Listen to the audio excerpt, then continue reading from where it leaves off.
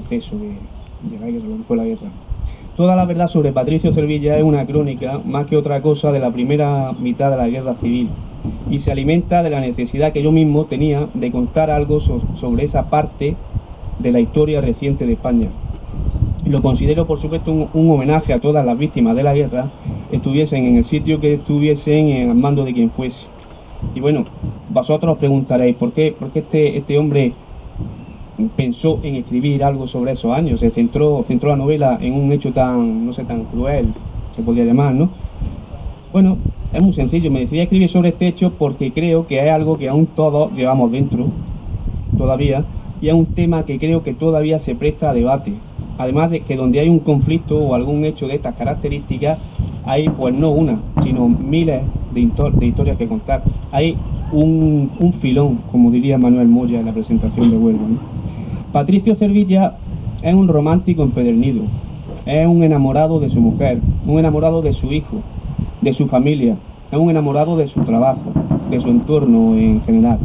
Es una persona noble y leal, y pese a la presión que sufre, que no voy a decir el motivo porque no viene a cuento, no, entre otras cosas, es una persona que sabe salir adelante en todo momento.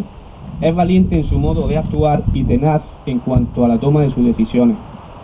Y bueno, representa a esos miles de españoles de aquella época, a esa generación perdida de personas que sin comerlo ni beberlo fueron asesinadas o se tuvieron que exiliar.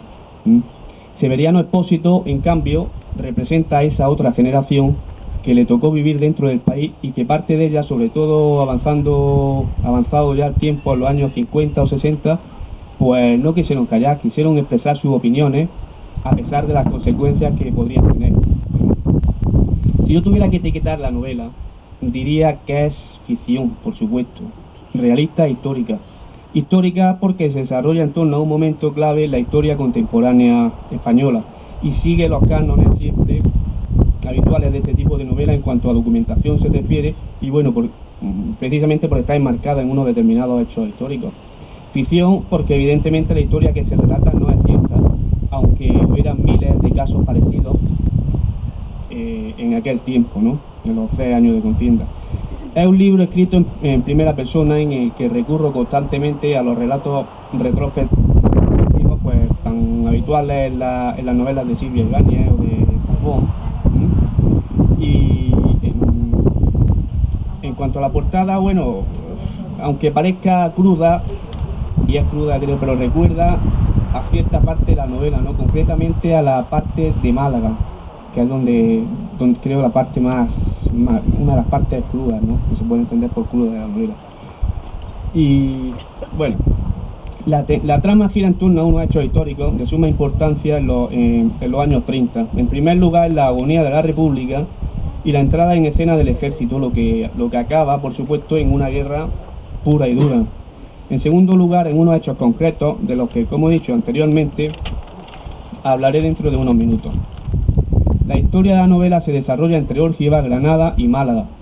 Y bueno, entre los viajes que hace Patricio Cervilla de Órgiva a Granada, de Granada a Málaga y de Málaga pasando por Salobreña pues a la Sierra de Lújar, se centra mucho en lo que es la sierra, ¿no?, sobre todo la de Lújar.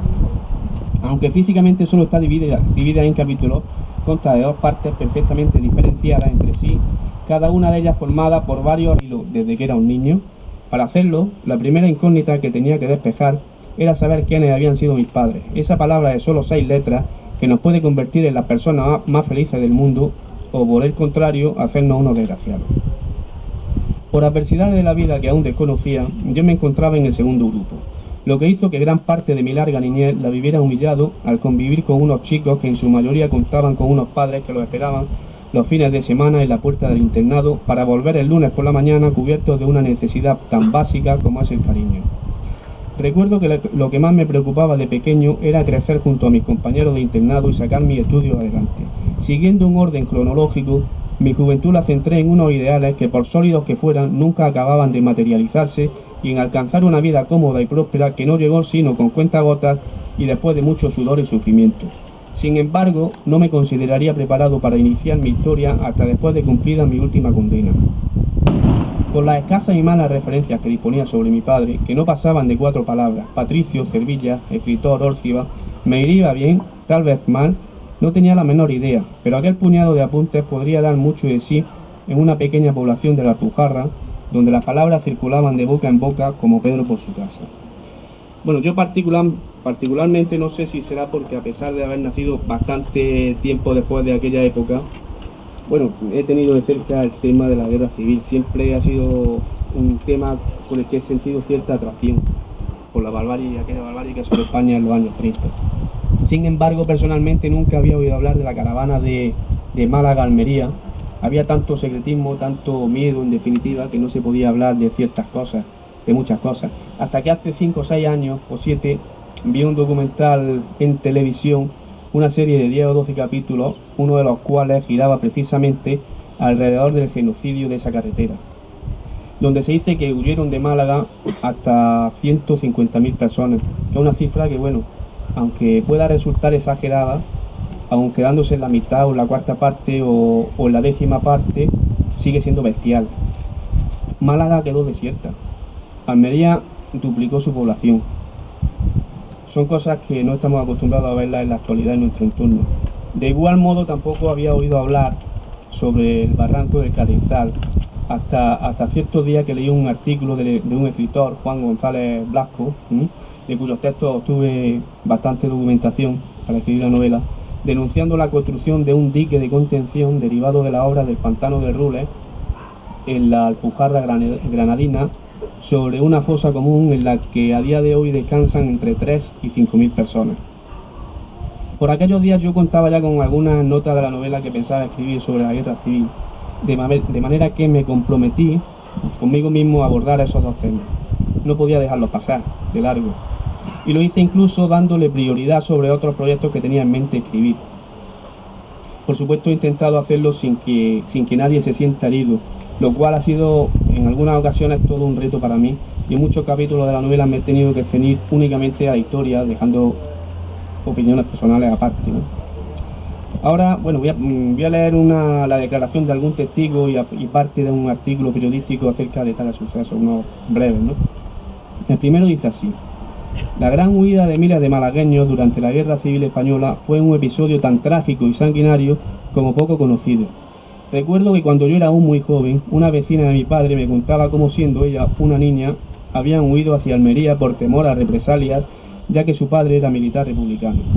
Me costó trabajo creer que desde barcos de guerra y aviones se bombardeara la columna de refugiados con tanta crueldad y eficacia. Y otro que dice: la fosa del Carrizal siempre ha tenido fama de ser muy importante, aunque no hay documentación que acredite cuántas personas pueden estar enterradas en ella. Todos los cálculos están basados en relatos de la gente de los pueblos de la Alpujarra, entre los que aún quedan testigos vivos, como Alfredo Contreras, un hombre ficticio, quien todavía recuerda la imagen de los camiones que llegaron cada día desde agosto del 36 al inicio de la Guerra Civil, cargados con hombres, mujeres y niños, y que él veía desde lo alto del barranco, donde acompañaba al pastor que cuidaba las cabras de su familia. Los veía echar a la gente abajo desde los camiones, amarraicos. Los mataban a tiros y caían rodando, abajo a las panzas. Luego les echaban cal gruesa viva, que explicaba el pasado jueves en su casa de Órgiva. No tengo miedo a decirlo porque es la verdad. Su testimonio y el de al menos una decena de vecinos del municipio le ha valido a Juan González Blasco, autor del libro Órgiva, hitos de su historia, para calcular que en el lugar estarían enterradas unas 5.000 personas. Bueno, ahí queda eso. Leído estos artículos y antes de citar una parte del texto de la novela que considero fundamental para la comprensión del libro, para que quien no la conozca se haga una idea de lo que va la historia, quiero darle las gracias a todo el que se haya tomado la molestia de leerlo o el que se la vaya a tomar próximamente. Espero que sean algunos también. Bueno, y espero disfrute tanto como yo lo he hecho escribiendo. También quiero decir que hay un díptico circulando por aquí, que está aquí, que se puede coger y leer, que tiene una sinopsis de la novela, un currículo y un relato que he escrito también, que es una metáfora sobre el problema del alcoholismo, que espero también que sea de vuestro agrado. Ahora, bueno, paso a citar esa parte del texto, ya como colofón a la intervención. Un día, cercano ya al momento de abandonar el colegio, salí de clase y, cansado del día que había llevado, me dirigí a mi dormitorio. Como siempre, y como camino obligado, tenía que pasar delante del despacho del padre Andrés. Mis pasos eran seguros y lentos, casi torpes. Me encontraba en un limbo que me impedía salir de mi embelesamiento. Más que caminar, podría decirse que paseaba por un jardín de flores holandesas, que contemplaba embobado sin siquiera darme cuenta de lo que miraba. Me encontraba a apenas 2 o 3 metros de dirección cuando atrajo mi atención una voz. No era muy alta, pero se dejaba oír con...